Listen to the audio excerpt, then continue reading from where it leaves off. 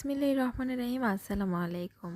আমি এখানে কিছু পরিমাণ ময়দা নিয়েছি, সাথে একটু অল্প চিনি দিয়েছি, একটু লবণ দিয়েছি আর একটু তেল দিয়েছি, যে তেল দিয়ে রান্না করা হয় সয়াবিন তেল।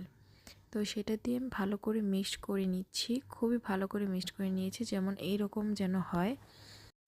খামিরটা এমন করে মানে করতে হবে যেন সুন্দরভাবে মুঠ করলে যেন সুন্দরভাবে জমাট বেঁধে যায়, তখন বুঝতে হবে যে না ঠিক আছে। তখন আমি একটু অল্প করে পানি দিয়ে দিব।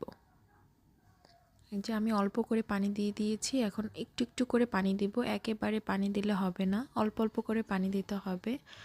তো আমি অল্প অল্প করে পানি দিয়ে ভালো করে এই যে বানিয়ে নিয়েছি।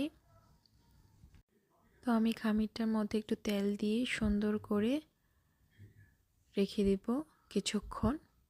তারপর আমি এখান দিয়ে আবার এখানে পেঁয়াজ, কাঁচামরিচ, একটু স্পেশাল একটা মশলা নিয়ে